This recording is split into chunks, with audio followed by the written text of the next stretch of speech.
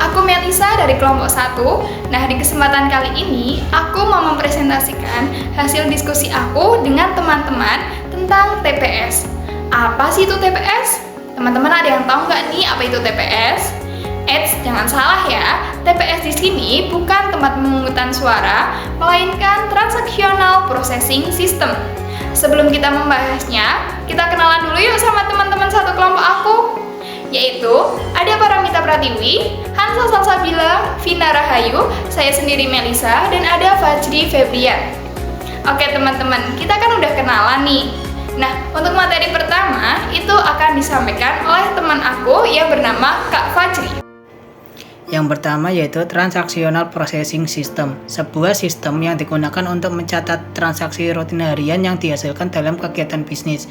Sistem ini dikembangkan untuk memproses sejumlah besar data transaksi bisnis rutin, termasuk untuk menghasilkan informasi keuangan. Selanjutnya ada karakteristik Transactional Processing System. Yang pertama yaitu volume data yang diproses relatif besar. Yang kedua, kapasitas penyimpanan data yang besar. Yang ketiga, kecepatan pengolahan yang tinggi.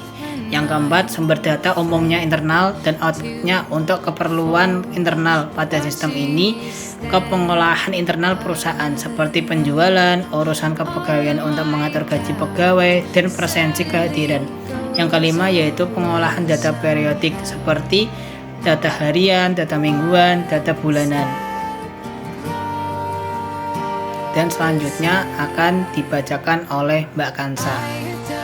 Kak Fajri, terima kasih atas penjelasannya. Baik, kita lanjutkan mengenai pembahasan Transactional Processing System. Transactional Processing System dibagi menjadi dua, yaitu pemrosesan berdasarkan persamaan bits. Kedua yaitu pemrosesan berdasarkan waktu nyata.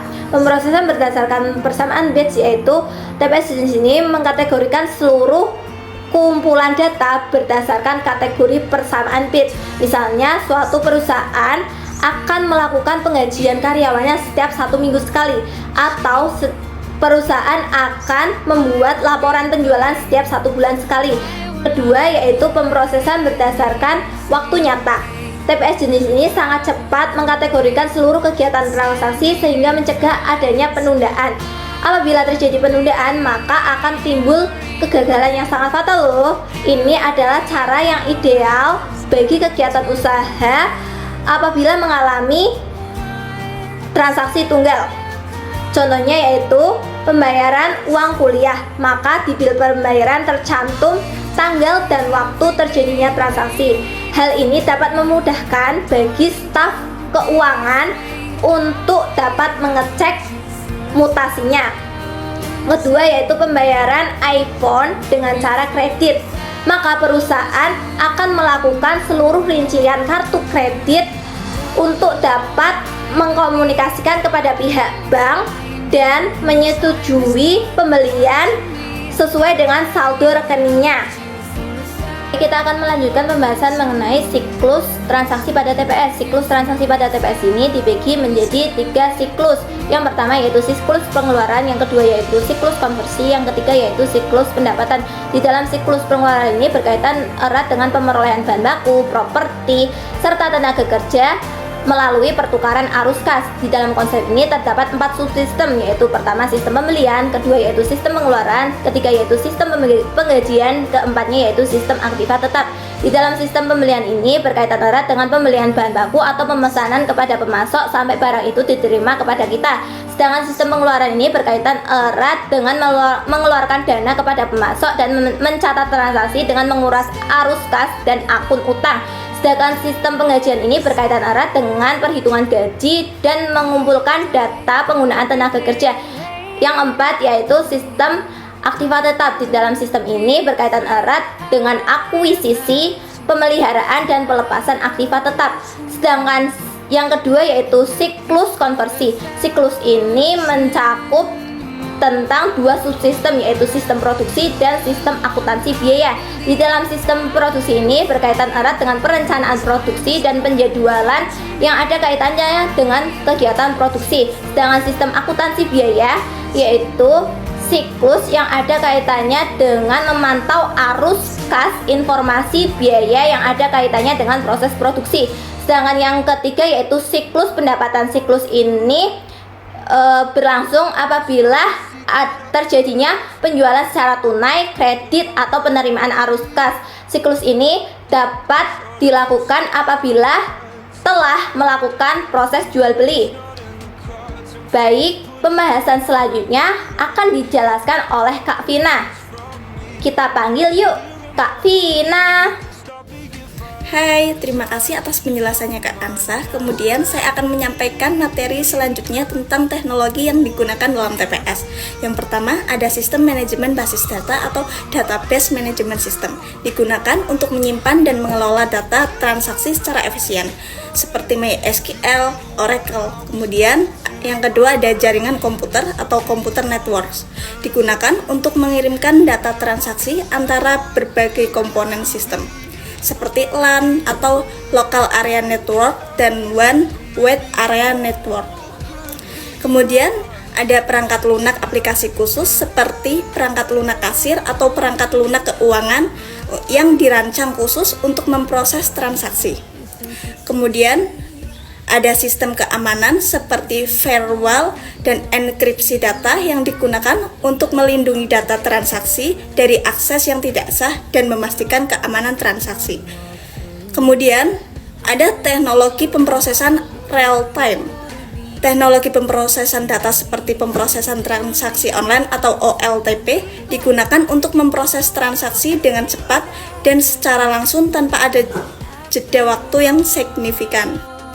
Kemudian pembahasan selanjutnya adalah kegiatan utama dalam TPS. TPS mencatat data ke dalam basis data.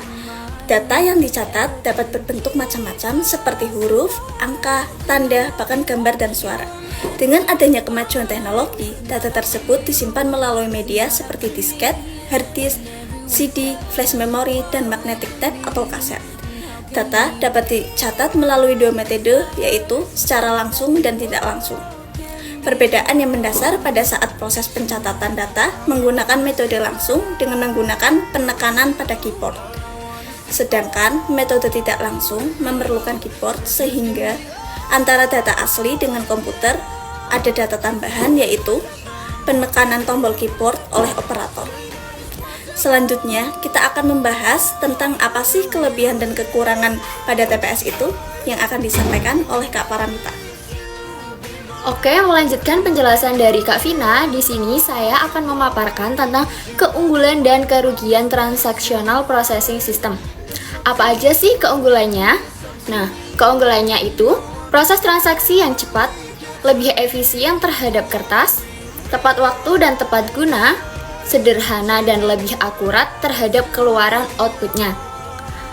Lalu, apa sih kerugiannya? Untuk kerugiannya itu adanya transaksi yang double booking, database mudah dibobol oleh hacker, atau kurangnya keamanan terhadap database. Terjadinya kesalahan dalam proses perhitungan pada saat transaksi, dan juga yang terakhir ada biaya perawatan yang mahal. Untuk selanjutnya ada implementasi Transactional Processing System pada Bank Mandiri. Pada Bank Mandiri telah menerapkan sistem TPS, yakni Mandiri Electronic Foreign Exchange. Fasilitas ini memiliki manfaat untuk memenuhi valuta asing serta hedging atau lindung nilai tukar valuta asing yang kompetitif. Website Mandiri Electronic Foreign Exchange melakukan pengolahan transaksi pembelian atau penjualan yang akan diteruskan ke sistem treasury atau OPIC yang terhubung dengan core banking system Bank Mandiri, yaitu EMAS. Lalu apa saja sih transaksi yang dilakukan? Transaksi yang dilakukan itu meliputi forex tunai, derivatif falas, dan juga ada derivatif suku bunga. Lalu untuk implementasi yang lainnya akan dijelaskan oleh teman saya, yaitu Kak Melisa. Nah, kemudian untuk implementasi TPS yang kedua itu ada pada CV KPP Technology Solution. Perusahaan ini sudah mengimplementasikan TPS berbasis web dan mobile nih guys. Tujuannya adalah untuk memantau dan merekam transaksi pembelian secara efisien dan akurat. CV KPP Technology Solution mengimplementasikan proses transaksional dengan berbagai fitur. Di antaranya itu ada halaman utama, halaman supplier, data pembelian, laporan pembelian, dan tampilan laporan melalui web dan perangkat mobile. Tentunya, keamanan data dan akses penggunaan pada sistem ini juga sudah terjamin dengan beberapa mekanisme, diantaranya ada enkripsi data, penggunaan autentikasi ganda, dan manajemen hak akses. Kesimpulan dari materi ini adalah transactional processing system merupakan sebuah sistem yang digunakan untuk mencatat transaksi rutin harian yang dihasilkan dalam kegiatan bisnis yang mempunyai kecepatan pengolahan tinggi sebagai karakteristiknya. Jenis TPS itu ada dua, yang pertama ada pemrosesan batch dan ada pemrosesan waktu nyata. TPS mempunyai beberapa siklus, diantaranya adalah siklus pengeluaran, siklus konversi, dan siklus pendapatan. Dalam kegiatannya, TPS menggunakan teknologi untuk membantunya, yaitu ada sistem manajemen basis data, jaringan komputer perangkat lunak aplikasi khusus, sistem keamanan, dan teknologi pemrosesan real time. Oke, kesimpulan tadi menjadi penutup materi tentang TPS. Semoga apa yang kita sampaikan itu bisa memberikan tambahan pengetahuan dan manfaat bagi kalian semua. Dan kita juga mohon maaf jika ada salah kata atau kekurangan dalam penyampaian materi. Sampai jumpa di presentasi berikutnya. Wassalamualaikum warahmatullahi wabarakatuh. Bye bye guys.